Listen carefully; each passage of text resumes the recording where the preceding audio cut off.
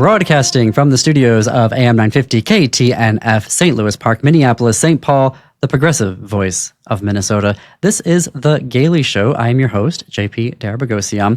We are your answer to the question, what is a queer thing I can read, watch, or go to in the Twin Cities and beyond?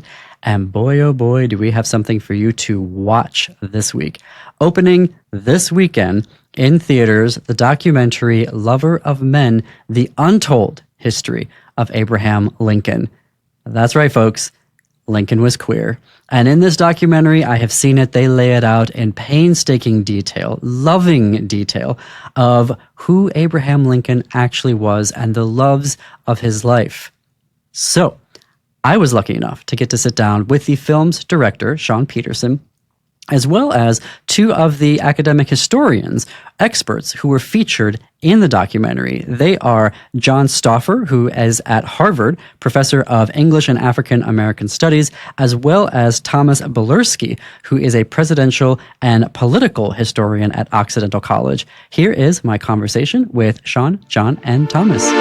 So Sean, John, and Thomas, thank you. Welcome to The Gailey Show, and thank you for this film.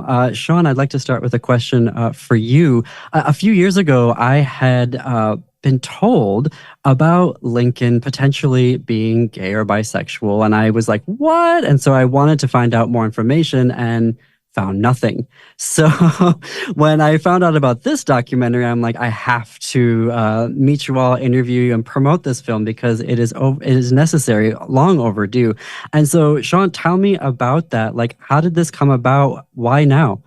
Well, you'd have to do a deep dive to go back to what I first saw 15 years ago. So 15 years ago, Gore Vidal did an article in Vanity Fair. You have to go way back to find it. And he was talking about Clarence Tripp's book, The Intimate World of Abraham Lincoln, that came out in 2005. And so Tripp was one of Kinsey's researchers.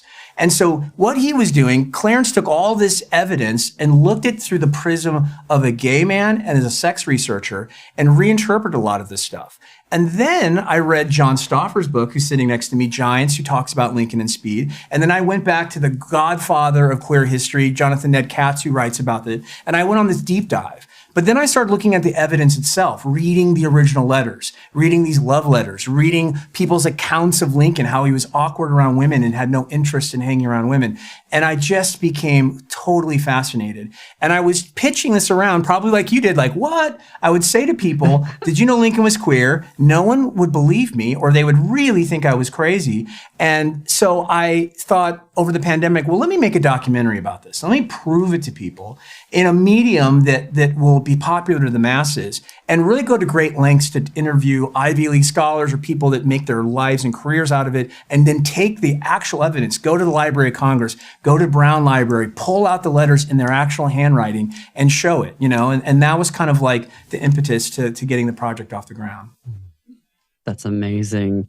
John, when I was watching the film and looking through all of the evidence that's there, it kind of seemed like, how did not everybody know about this? So can you talk us through why didn't everybody know? I mean, it was literally written there.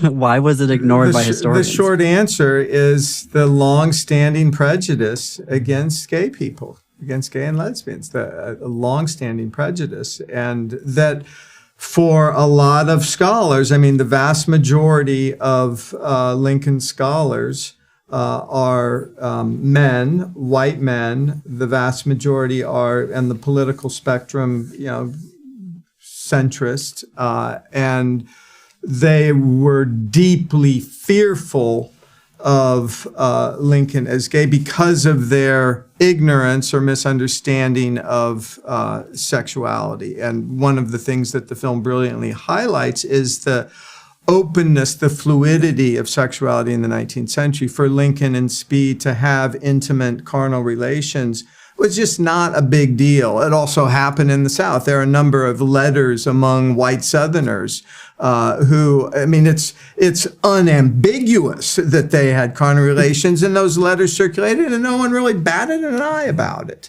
And so it was a way of importing understandings of sexuality, which was far more draconian and inhumane, onto the 19th century.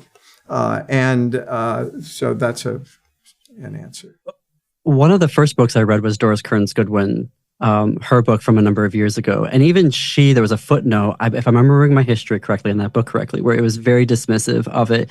I mean, watching the film now, hearing your answer, I mean, were folks literally trained to do this? I mean, it feels like sort of a conscious conspiracy. Yeah, that's a great question. I mean, I got beat up by a number of significant historians. I mean, they ignored the evidence, and they essentially said that there's no way Lincoln could be gay.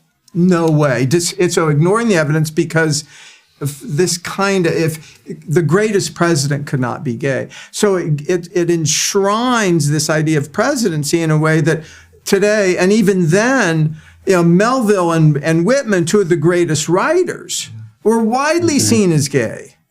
I mean, and there's for someone like Melville, there's less evidence for Melville than there is for Lincoln.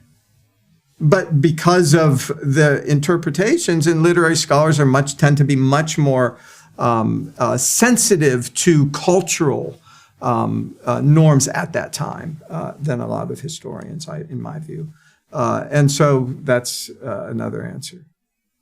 Thomas, something that was really interesting to me is the realization that my knowledge of queer history kind of goes back to the beginning of the 1900s. And so all of the information about how folks thought about sexuality, same gender relations is so wildly different in the 1800s. Can you share a little bit about that, how it really wasn't an identity as we think of it today?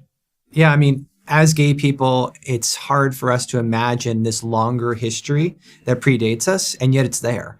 It requires different terms, different terminology, different language, different ways of reading evidence.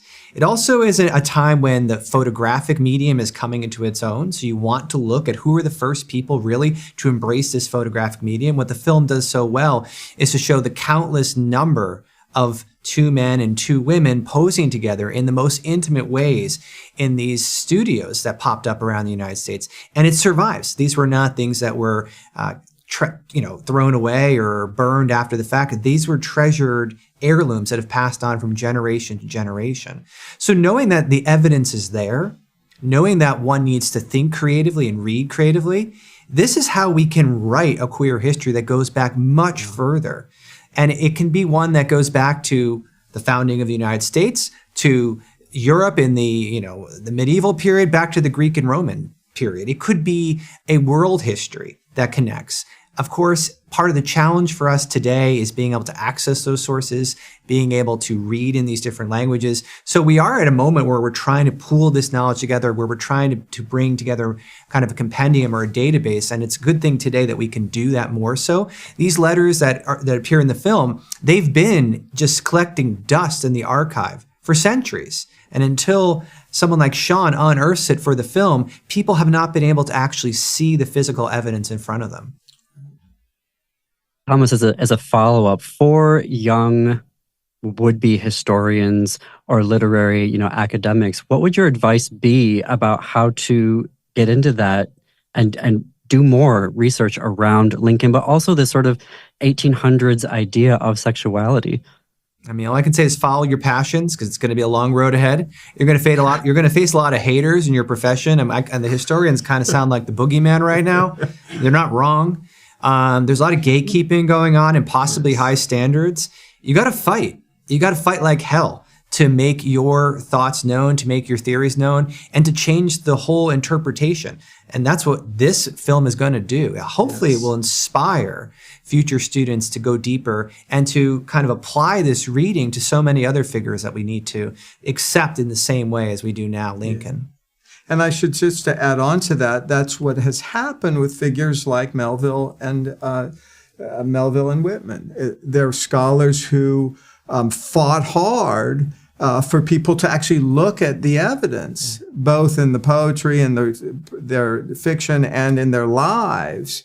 And as I've said, today, no scholar and general readers bat an eye about understanding Whitman or Whitman and Melville as gay. And when I teach this course on Douglass and Lincoln, I teach Lincoln's writings on his intimate relationship with speed, and I don't say anything.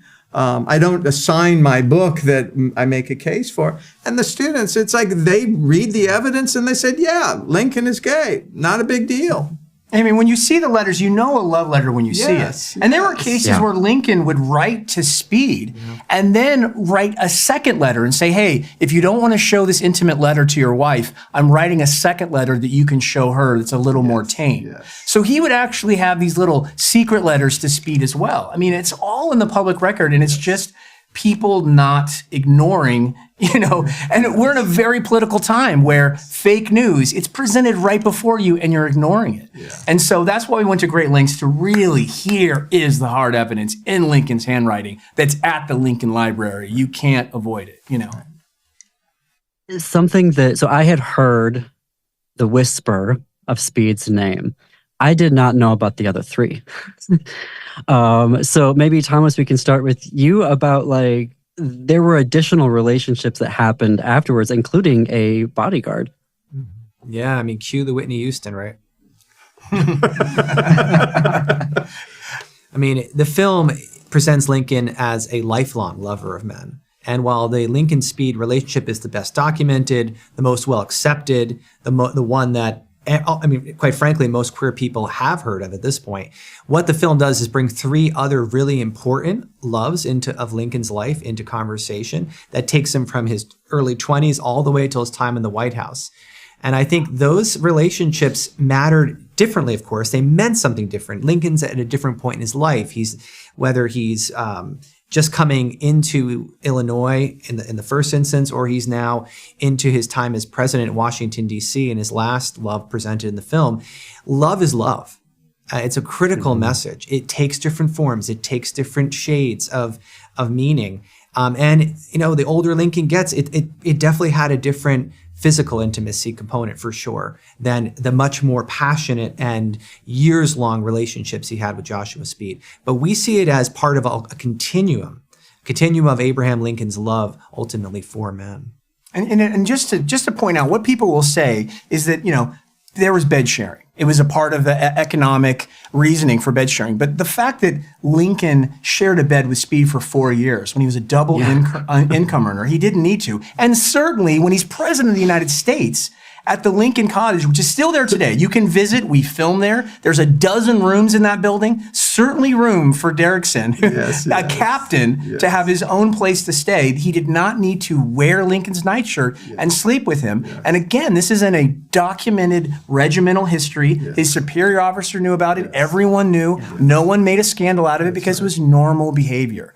Lincoln's not an outlier. He was partaking in behaviors that has existed until the Greeks and the Romans. Like, conservative historians are fine with the Greeks and the Romans. But somehow, when we get to the 19th century, everything changed. It didn't. Humans have been fluid for most of history until the binaries were created, until Freud and the gang made it a illness, and until the church jumped on it, the modern church, and demonized it further. And so that's where everything went awry, is the end of the 19th century. But for all of human history, this is part of being a human. And our message to the film is to Gen Z, these kids that are not identifying with the binaries, that are fluid and open and the queerest generation of all. They are taking a page from how humans are. And if you get anything from this film, it's that what my feelings are, who I love, and if it changes from day to day, that's okay, because that's part of being a human. And this little blip on the map of this hate is not what being a human is. Just one other thing to add. I mean, Whitman virtually stalked Lincoln through the war. He loved Lincoln. Wait, what? And he loved Lincoln, stalked him almost. He followed Lincoln. He wanted to see Lincoln as much as possible. I mean, and Lincoln actually read Leaves of Grass when he was a lawyer. And it was, I mean, someone like Whitman, he knew what he was doing. Yeah, he would stand near the park, right, and watch Lincoln's carriage go by. What? Yes, he would. He did that obsessively. Every day. You all keep blowing my mind. There's going to have to be a sequel. Walt Seriously, Whitman part may have two. had a crush on Abraham Yes, he Lincoln. You did. heard it There, here first. right there. There's the I sequel. mean, Whitman had a crush on a lot of people. Yeah. But I Sean- love Whitman as much. I love Whitman and Melville as much as Lincoln in some cases more. Absolutely. But yeah. Well, Sean, John, and Thomas, thank you so much for spending some time with me today. And thank you for the film. And please make that sequel. Oh, thank you. Thank you so much. We love you, Minnesota. And I want to thank Sean, Thomas, and John for joining me. Absolutely mind-bending conversation. They better make that sequel. Right now, we are going to show an exclusive clip for you of the film Lover of Men, The Untold History of Abraham Lincoln. Carl Sandburg said that Lincoln and Speed had streaks of lavender that ran through them. References to men's sex between men is just coded. A streak of lavender ran through him. He had spots soft as May violets. Lincoln, too, had a streak of lavender and spots soft as May violets. His use of the violet was very, I mean, people who were what we would now call gay or trans, they knew exactly what that meant at the time. This passage was in the introduction to the first volume, but 20 or 30 years later, he edited it and condensed it. It was taken out. Sandburg sensed it and knew about it. Streaks of lavender, soft as violets.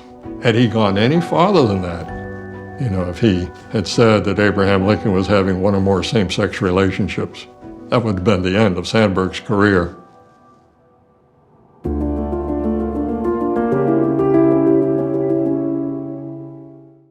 Can you believe it? I mean, isn't that remarkable? I really do hope that you all get out there. The film is showing, let's see here, it is at Southdale 16, Rosedale 14, Inver Grove 16, and the Twin Cities. Check your local listings for theaters outside of the Twin Cities, or make the trek in to the Twin Cities to see it. It is that good. That is all we have for you today on The Gailey Show. Follow us on Instagram. We're at @_Gailey Show. You can also check us out on our YouTube channel, unless you're watching us there right now. And obviously, this show is available on every podcast platform and at am950radio.com. And until next Saturday, see you queers and allies in the bookstores and in the movies.